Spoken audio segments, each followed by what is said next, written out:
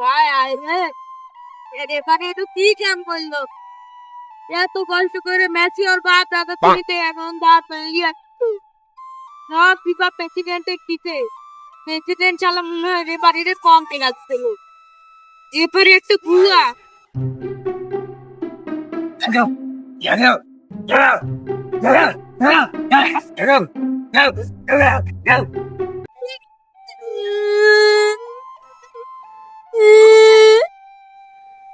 এবারে চালা চালে চালা বুয়া চালা আমার সাথে দুর্নীতি করেছে।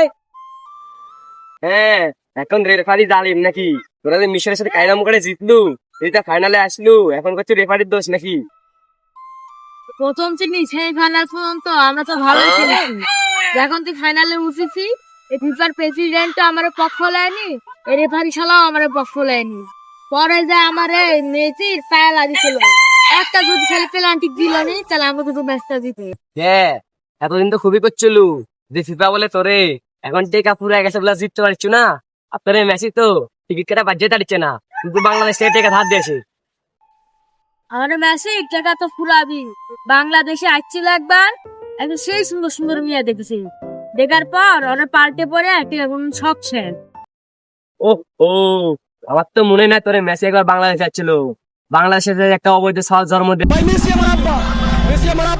তো, আর ইন্ডিয়াতে বর্ডার ক্রস পার হয়ে গেল না, ওই তাহলে মেসি ছিল নাকি? সিসি ক্যামেরা তুলে ধরা পড়েছিল, সবাই কোনো ওটা মেসি না, তাহলে ওটাই মেসি। আরে পুরীকে খবর কে না দিল?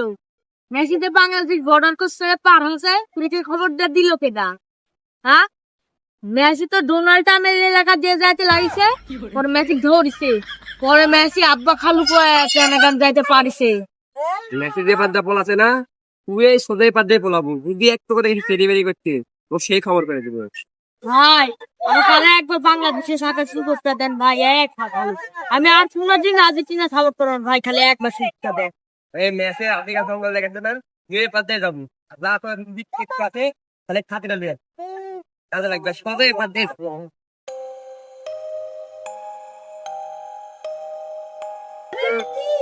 ভাই আর একবার বাংলাদেশের ম্যাচটা সুযোগ তো আনা না। কথা গেলু নামে রাত যাবো।